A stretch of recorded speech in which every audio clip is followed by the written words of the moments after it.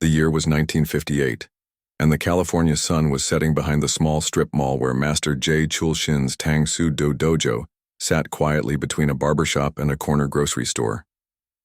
The wooden sign outside was simple, almost humble, with Korean characters painted in black alongside the English words martial arts training. Most people walked past without giving it a second glance, but for 18-year-old Carlos Ray Norris, this unassuming doorway represented something he desperately needed, a chance to become someone different. Chuck pushed open the heavy door and immediately felt the weight of dozens of eyes turning toward him. The dojo was nothing fancy, just a large room with wooden floors that had been polished smooth by countless hours of training. Mirrors lined one wall, and traditional Korean weapons hung on another.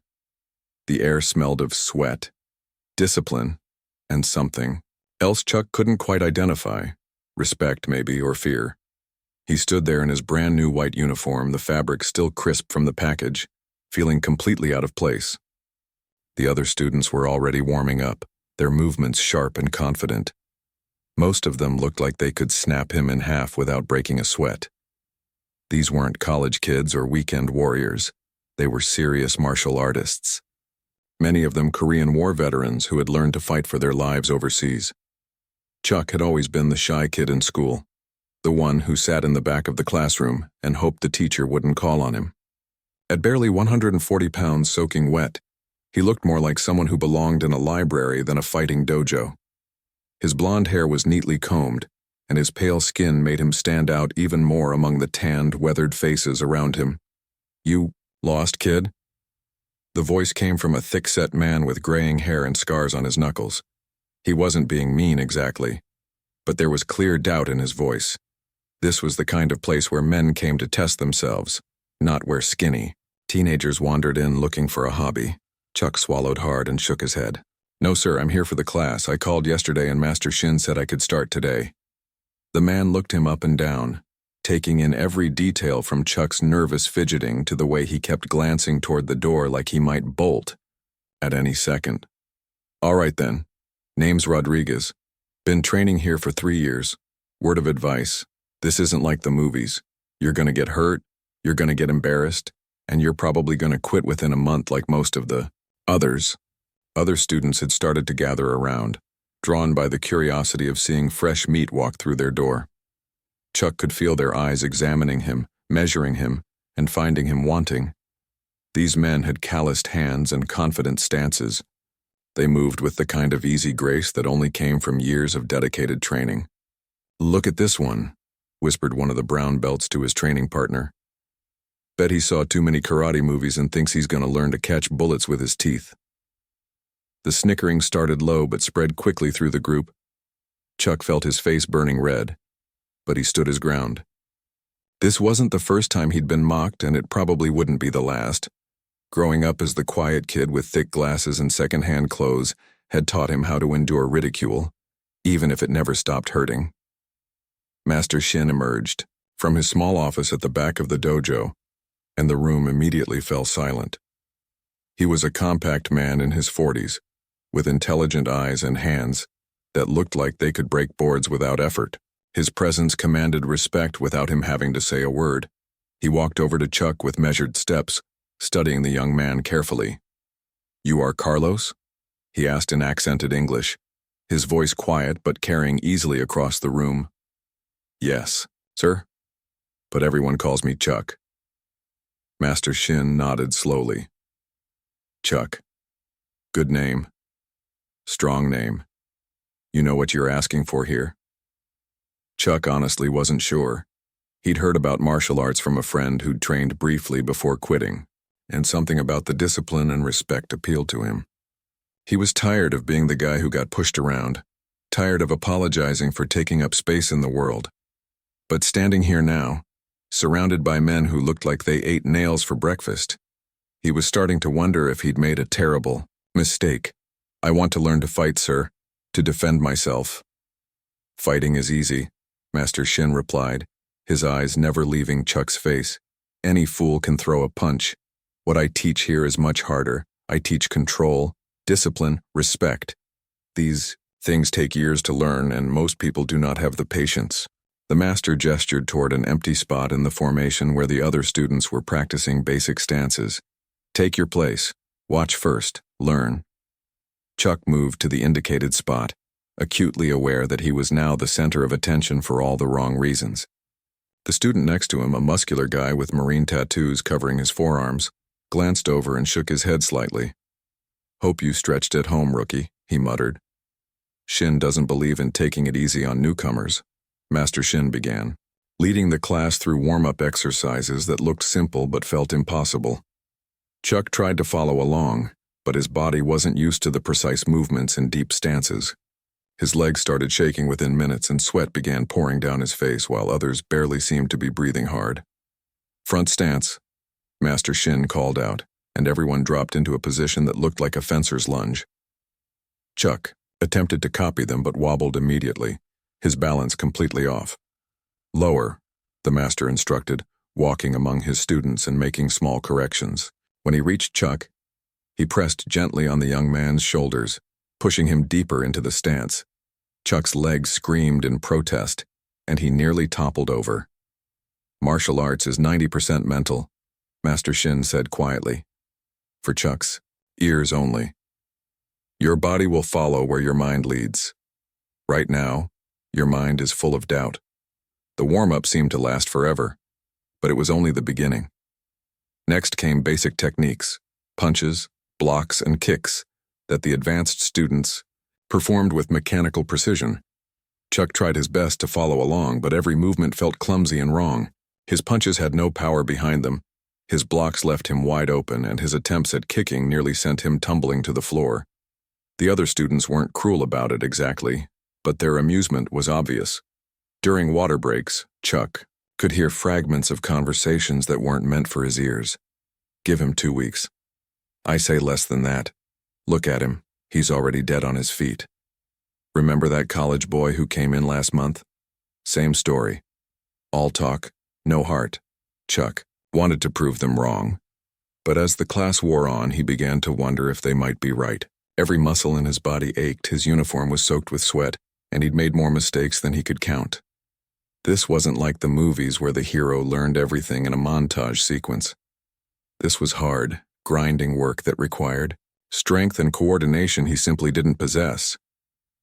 When Master Shin finally called the class to a close, Chuck felt like he'd been hit by a truck. The other students bowed respectfully and began filing out, most of them barely winded from what had nearly killed him. Chuck stood there swaying slightly, wondering if his legs would carry him to his car. "Same time Thursday," Master Shin said, as Chuck started toward the door. "If you decide to come back." The words carried weight, and Chuck understood this was his moment of truth. He could walk away now with his dignity somewhat intact, or he could return and face another night of humiliation. As he drove home in his beat-up Volkswagen, Chuck couldn't stop thinking about the way those men moved, the confidence they carried, the respect they commanded. He knew he'd be back on Thursday, no matter how much it hurt. Chuck kept his promise to himself and returned to the dojo that Thursday evening. His whole body still ached from his first class, but something inside him refused to quit. As he walked through that familiar door, he hoped maybe things would be different this time. Maybe the other students would give him a chance, or maybe he'd magically gotten better over the past 3 days. He was wrong on both counts. The moment he stepped onto the training floor, Rodriguez looked up from his stretching routine and grinned. "Well, well. Look who decided to come back for more punishment. Didn't think we'd see you again, Ghost." Ghost. The nickname hit Chuck like a slap to the face. He understood immediately why they'd chosen it. His pale skin, his quiet nature, the way he seemed to disappear into the background. But hearing it said out loud, with that mocking tone, made something twist in his stomach. "Yeah, Ghost is perfect," laughed another student, a stocky guy with a Brooklyn accent who went by his last name, Patterson. "He's so quiet you forget he's even here. Plus, he's about as scary as Casper the Friendly Ghost." The laughter spread through the group like wildfire. Chuck felt his face burning red, but he tried to ignore it and focus on his warm-up stretches. He'd learned in school that the best way to handle bullies was to not give them a reaction. Unfortunately, In a dojo full of grown men, that strategy didn't seem to work quite as well. As the weeks went by, the teasing only got worse. The other students had apparently decided that Chuck was their official entertainment, and they found new ways to make him the butt of their jokes. During practice, they deliberately pair him with their most advanced fighters, knowing he'd be outclassed and embarrassed. "Your turn, Ghost," Patterson would say with fake enthusiasm when it came time for sparring practice. "Let's see if you can land a single hit on Rodriguez here." Rodriguez would step forward with an exaggerated bow, playing up the joke for everyone else's amusement. "I promise to go easy on you, kid. Wouldn't want to break our favorite punching bag." The sparring sessions were brutal.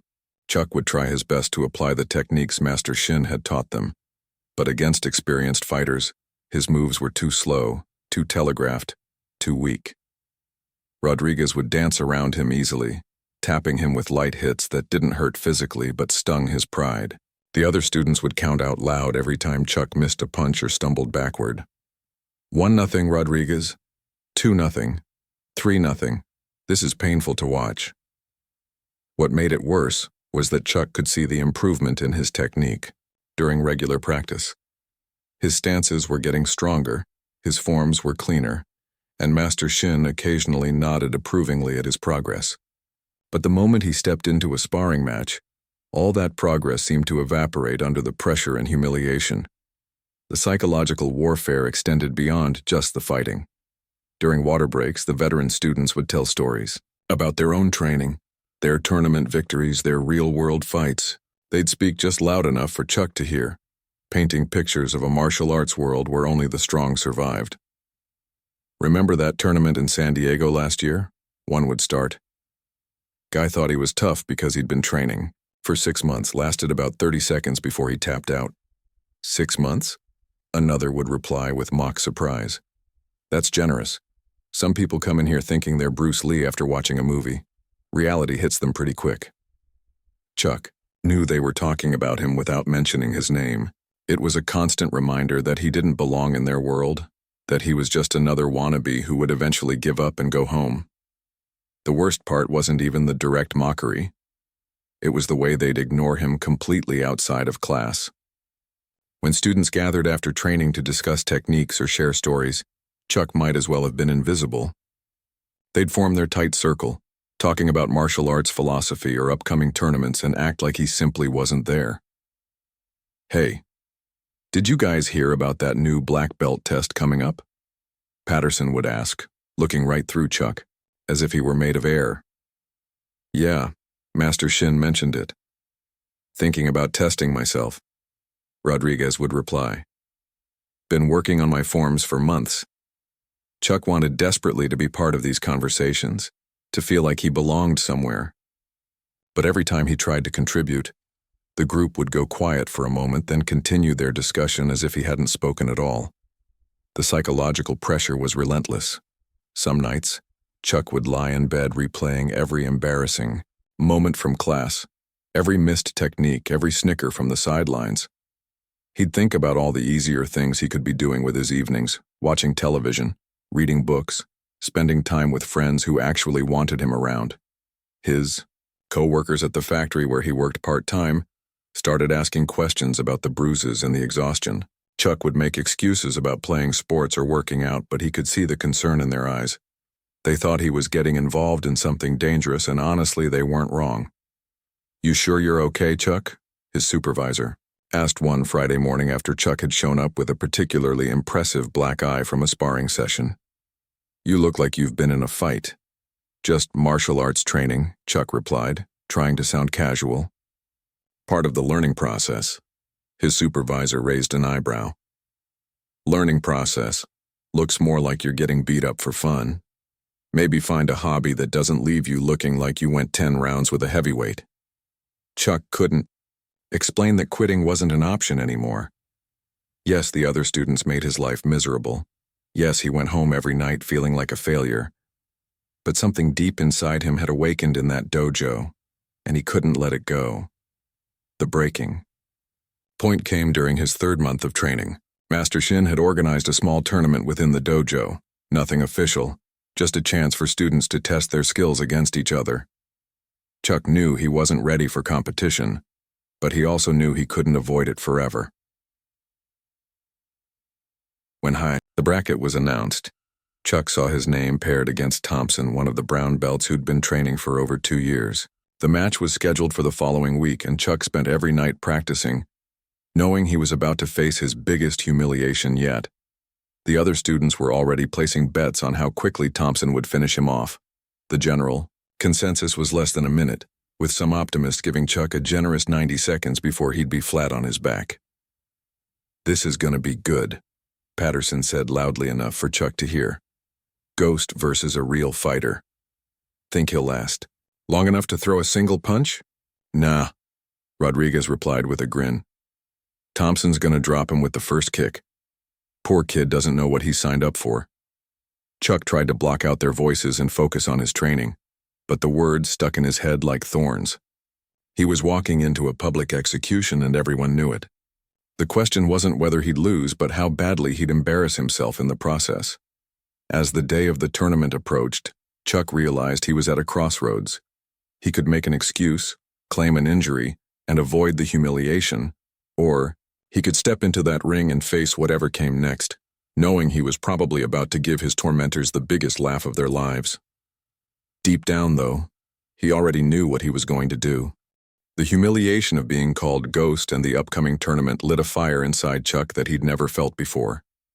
That night, after everyone had left the dojo and Master Shin had locked up, Chuck sat in his car in the empty parking lot and made a decision that would change everything.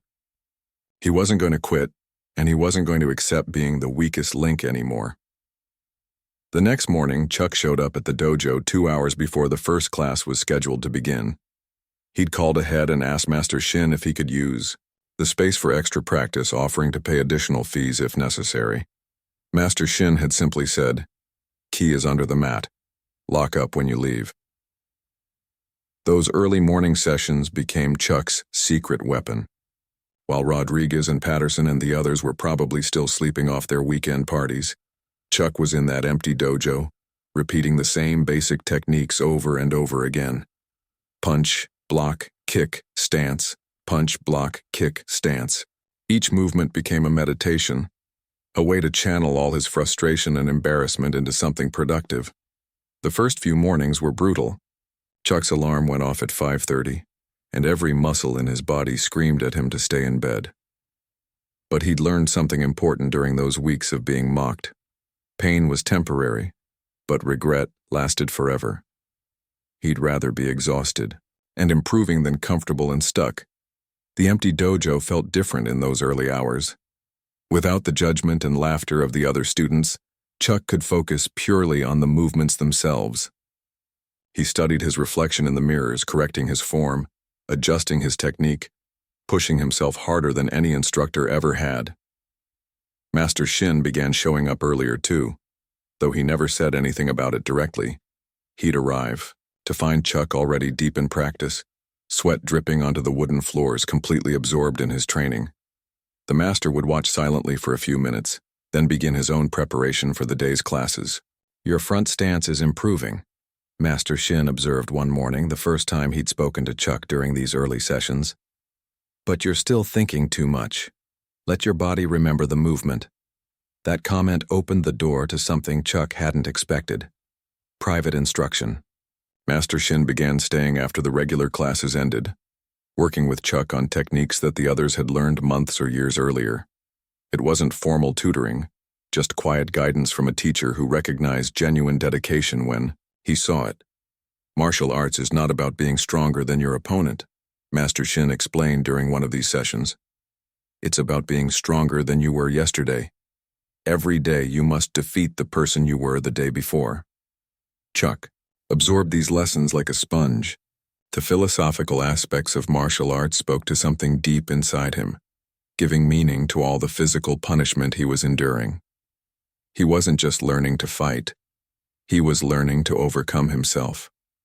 The changes weren't immediately obvious to the other students. Chuck was still the pale, quiet kid who got paired with the toughest opponents during sparring. He still took his share of hits and falls. But something fundamental was shifting in how he approached each challenge. Instead of dreading the sparring sessions, Chuck began viewing them as opportunities to test what he'd been practicing in private.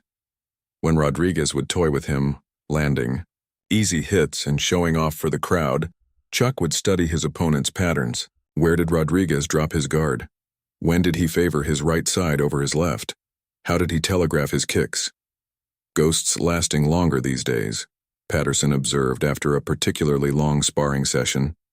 Still can't hit anything, but at least he's not falling over as much. The backhanded compliment actually made Chuck smile. They saw his improvement as a minor curiosity rather than a threat, which was exactly what he wanted. Let them underestimate him while he continued to grow stronger. Chuck's dedication extended beyond just the physical techniques. He began reading everything he could find about martial arts philosophy and strategy. He checked out books from the library about famous fighters and their training methods. He studied the mental aspects of combat, learning about focus, timing, and the importance of remaining calm under pressure. The other students noticed his increased knowledge during the discussion sessions after class, though they weren't sure what to make of it. When Master Shin would explain a complex concept about leverage or energy redirection, Chuck would nod with understanding while others looked confused. "Look at Ghost acting like he knows what's going on," Rodriguez whispered to Thompson during one such discussion. "Bet he's been reading kung fu magazines." But Master Shin had noticed too, and he began directing more of his technical explanations toward Chuck, recognizing that his quiet student was absorbing and processing the information at a deeper level than many of the more experienced fighters. The physical transformation was gradual but undeniable. Months of extra training were building muscle and stamina that Chuck had never possessed. His reflexes were getting faster, his balance more solid, his techniques more precise. The skinny kid who'd walked into the dojo was slowly being replaced by someone stronger and more confident. More importantly, Chuck was developing something that couldn't be taught in any technique manual: mental toughness. Every insult, every mocking laugh, every dismissive comment was fuel for the fire burning inside him. Instead of breaking him down, the constant negativity was forging him into something harder and more determined. The breakthrough came during a routine sparring session about a month before the tournament. Chuck was paired with Davis, a green belt who usually dominated their matches easily. As they began to spar, Chuck found himself seeing openings that had been invisible to him before. Davis threw a lazy right hook, the same technique he'd used to score easy points dozens of times before. But this time, Chuck was ready. He slipped the punch smoothly, countered with a perfectly timed kick to Davis's midsection, and followed up with a combination that left his opponent stumbling backward. In surprise, the dojo went quiet for a moment. Davis recovered quickly and came back with more aggressive attacks, but something had changed. Chuck wasn't just surviving anymore. He was competing. The match ended with Davis winning on points as expected, but everyone had seen something different in Chuck's performance. "Did Ghost just actually score on Davis?" Patterson asked incredulously. "Lucky shot," Rodriguez replied, but there was less certainty in his voice than usual. Master Shin said nothing, but Chuck caught him nodding slightly in approval. That small gesture meant more to Chuck than any championship belt could have. The weeks passed. Chuck's improvement became harder to ignore. He was still losing his sparring matches, but the margins were getting smaller. His techniques were sharper, his strategy more sophisticated, his confidence visibly growing. The other students began to realize that their favorite punching bag was evolving into something they hadn't expected. The transformation wasn't just physical. Chuck was learning to control his emotions, to stay calm under pressure, to think strategically even while absorbing punishment. The shy teenager who had stumbled through his first classes was being replaced by a focused, determined martial artist who studied every aspect of combat with scientific precision. With just 2 weeks left before the tournament, Chuck felt ready for whatever Thompson could throw at him. He wasn't ready to win. That would take more time and training. But he was ready to show everyone, including himself, just how far he'd come from being the scared kid they'd nicknamed Ghost. The day of the tournament arrived with all the fanfare of a public execution. Chuck woke up that Saturday morning feeling like a man walking to the gallows. His stomach was tied in knots, and he'd barely slept the night before, running through techniques in his mind over and over again. He knew that in just a few hours he'd be stepping into that ring with Thompson, and everyone expected it to be a massacre. Chuck arrived at the dojo early, as had become his habit, but this time he wasn't alone. Several students had shown up, ahead of schedule, eager to get good seats for what they were calling the main event. The betting had intensified throughout the week, with most people wagering on whether Chuck would last 30 seconds or a full minute before Thompson put him on the ground. "There's our star," Rodriguez called out with fake enthusiasm as Chuck walked through the door. "Ready for your big moment, Ghost? Hope you've got your affairs in order." Chuck nodded politely and headed to the changing area, trying to block out the commentary. But as more students arrived, the voices got louder and more confident in their predictions. "Poor kid doesn't know what he's gotten himself into," Davis said, shaking his head with what might have been genuine sympathy. "Thompson's going to destroy him." "Should we start a timer?" Patterson suggested with a grin. "I've got 50 cents that says Ghost doesn't make it past the first exchange." Thompson himself seemed almost embarrassed by the mismatch. He was a solid brown belt with 2 years of serious training under his belt, built like a linebacker with hands that could probably crack concrete. As he warmed up, Chuck could see the power in every movement, the confidence that came from knowing exactly how to hurt someone efficiently. "Look, kid," Thompson said quietly as they both prepared for the match.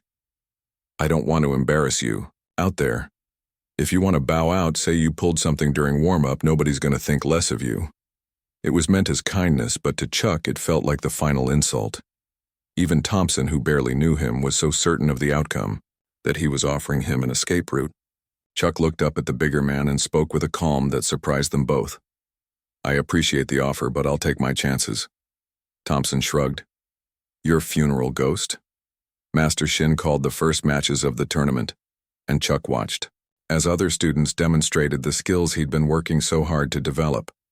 The techniques that had seemed impossible months ago now looked familiar, even if he couldn't execute them with the same smoothness and power. As Chuck's match approached, the energy in the dojo shifted. Conversation stopped mid-sentence as students positioned themselves for the best view. Some had even invited friends from outside the school to witness what they were billing as the most lopsided fight in dojo history. "Ladies and gentlemen," Rodriguez announced like a boxing promoter. In the left corner, weighing in at maybe 140 pounds soaking wet, the Ghost himself, Chuck Norris. The crowd erupted in laughter and mock applause. Chuck tried to smile and play along, but inside something was hardening into steel. All those early morning training sessions, all those hours of private instruction with Master Shin, all that humiliation and mockery had led to this moment. And in the right corner, Rodriguez continued, weighing in at a solid 190 pounds of pure muscle, the brown belt bulldozer Thompson. The applause for Thompson was genuine and enthusiastic. He raised his hands acknowledging the crowd, clearly comfortable being the favorite. Chuck noticed how Thompson's supporters were already planning their celebration, discussing where they'd go for drinks after the tournament. Master Shin called both fighters to the center of the mat. Up close, the size difference was even more dramatic. Thompson towered over Chuck by at least 6 inches and probably outweighed him by 50 pounds. The master looked at both fighters seriously, his expression giving nothing away. "This is full contact sparring," Master Shin announced to the crowd. "Match continues until one fighter yields, is unable to continue, or I call a stop. Fighters will show respect for each other and for the art." Chuck and Thompson bowed to each other, a traditional gesture that felt loaded with meaning. Thompson's bow was confident, almost casual. Chuck's was deeper, more respectful, but there was something in his eyes that Thompson hadn't seen before, a quiet intensity that didn't match the scared kid everyone expected to see. "Fighters ready?" Master Shin asked. Both men nodded and assumed their fighting stances. The dojo fell completely silent except for the sound of 2 men breathing and the slight squeak of feet positioning on the wooden floor. Chuck felt time slow down as he studied Thompson's stance, looking for the tells and patterns he'd been learning to recognize. Thompson came out aggressive, just as Chuck had expected. He threw a quick jab to test Chuck's reflexes, followed by a low kick aimed at Chuck's leading leg. It was basic stuff, textbook technique, the kind of combination that had overwhelmed Chuck in dozens of previous sparring sessions. But something was different this time. Chuck saw the attacks coming with crystal clarity, as if Thompson was moving through molasses. He slipped the jab easily and checked the kick with perfect timing, countering with a quick strike to Thompson's exposed ribs. The crowd gasped. It wasn't a devastating blow, but it was clean and well-timed, and it was the first time anyone had seen Chuck land a meaningful strike against a serious opponent. Thompson looked surprised but not worried. He reset his stance and came forward more aggressively, throwing combinations that would have overwhelmed the old Chuck completely. But the old Chuck was gone, replaced by someone who had spent months preparing for exactly this moment. Chuck's defense was remarkable. He moved with a fluidity that no one had seen from him before, slipping punches, deflecting kicks, making Thompson work for every attack. The brown belt was still controlling the pace of the fight, but he wasn't dominating it the way everyone had expected. "What the hell?" Patterson muttered from the sidelines. "Ghost is actually fighting back." "Lucky defense," Rodriguez replied, but his voice lacked its usual confidence. "Thompson's just getting warmed up." But as the match continued, it became clear that luck had nothing to do with it. Chuck was displaying technique and timing that spoke of countless hours of dedicated practice. His counters were getting sharper, his movement more confident, his strategy more sophisticated. Thompson began to realize he was in a real fight. The easy victory he'd expected was turning into hard work, and the crowd's laughter had been replaced by surprised murmurs. He increased his aggression, throwing heavier combinations and harder kicks, trying to overwhelm Chuck through sheer force. Chuck absorbed the increased pressure calmly, like he'd been training for exactly this scenario. His defense held strong, and his counters were becoming more frequent and more accurate. Thompson was still ahead on points, but the gap was much smaller than anyone had imagined possible. Master Shin watched the match with growing interest, his trained eye seeing things the crowd missed. Chuck's technique was sound, his strategy intelligent, his execution remarkably composed for someone facing his first real test. The transformation was complete. The scared teenager was gone, replaced by a genuine martial artist. The match was building toward something bigger, something that would change how everyone in that dojo viewed the quiet young man they'd nicknamed Ghost. As the match entered its third minute, something extraordinary was happening. The crowd that had gathered to watch Chuck get demolished was now witnessing a real fight. Thompson, the overwhelming favorite, was breathing hard and showing signs of frustration. His usual dominance wasn't materializing, and Chuck was making him work for every point. Thompson stepped back to reassess his strategy. This wasn't going according to plan. The kid he'd offered to let bow out gracefully was now making him look ordinary. Worse, Thompson could hear whispers from the crowd. People were actually discussing Chuck's technique instead of just waiting for his inevitable defeat. "Come on, Thompson," Rodriguez called out from the sidelines. "Finish this already." The pressure from his peers made Thompson reckless.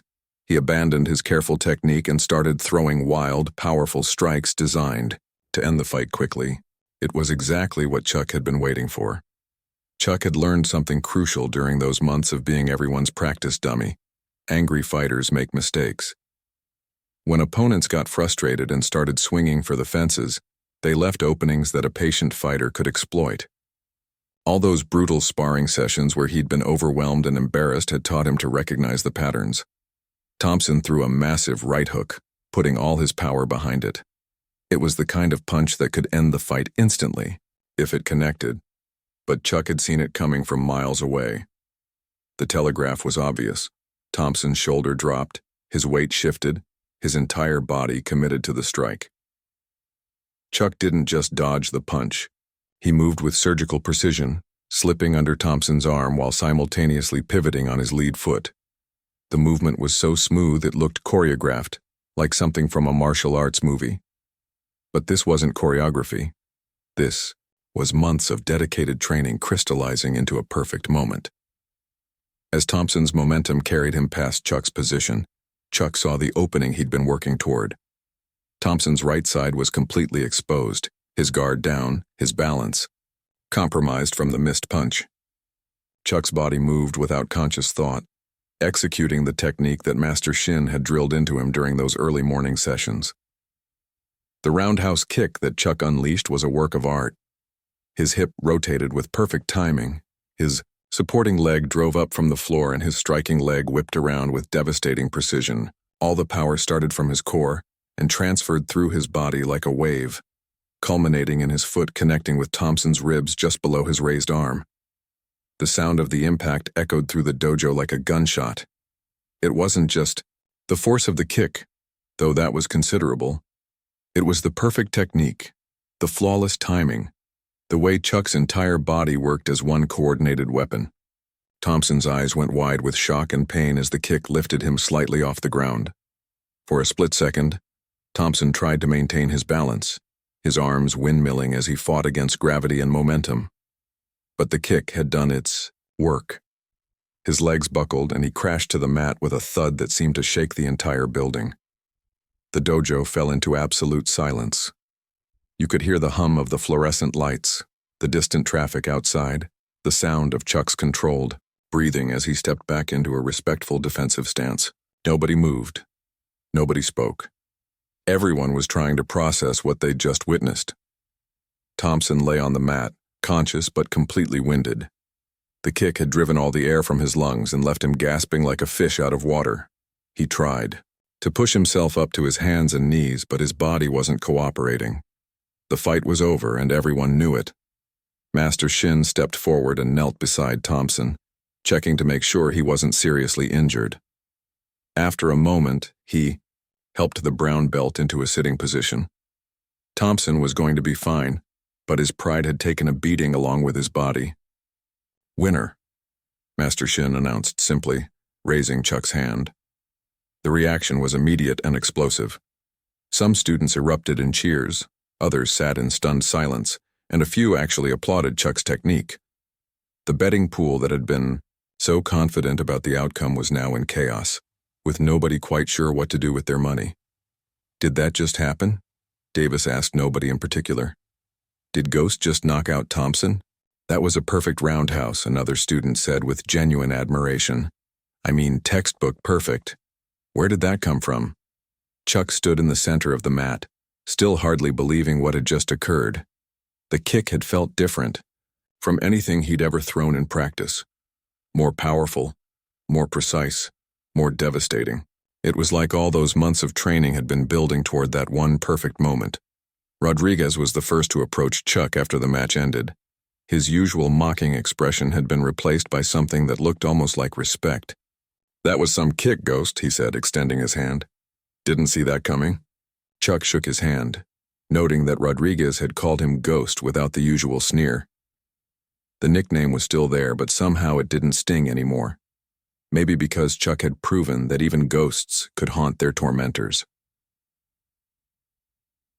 Patterson came over next, followed by several other students who had spent months dismissing Chuck as a wannabe who would never amount to anything.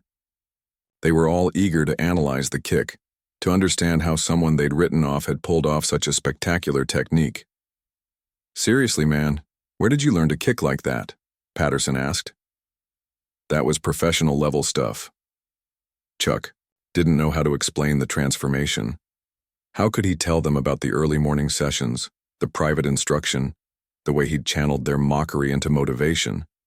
How could he describe the moment when everything clicked, when months of patient practice suddenly crystallized into perfect execution? "Just kept practicing," he said simply. Master Shin approached as the crowd began to disperse. Thompson had recovered enough to stand, though he was still moving gingerly and would probably be sore for days. The master looked at both fighters with the same serious expression he wore during regular classes. "Good match," he told Thompson. "You fought with heart. Sometimes heart is not enough, but it is always necessary." Then he turned to Chuck, and for the first time since Chuck had started training, Master Shin smiled. It wasn't a big smile, just a slight upturn at the corners of his mouth, but it spoke volumes about what the master had seen. Technique was excellent. Master Shin said quietly. But more important, you showed patience. You waited for your moment. That is the mark of a true martial artist. As Chuck drove home that night, he replayed the kick over and over in his mind. Not just the physical technique, but everything that had led up to it. The months of humiliation, the extra training, the gradual building of confidence and skill. He thought about the look on Thompson's face when the kick connected, the stunned silence from the crowd, the way his tormentors had suddenly started treating him like an equal. But mostly, Chuck thought about what Master Shin had said. He wasn't just someone who had gotten lucky with one good technique. He was becoming a true martial artist, someone who understood that real strength came from patience, discipline, and the willingness to endure whatever was necessary to achieve your goals. The shy teenager who had walked into the dojo months ago was gone forever. In his place stood someone who had learned that respect wasn't given, it was earned, one perfect kick at a time.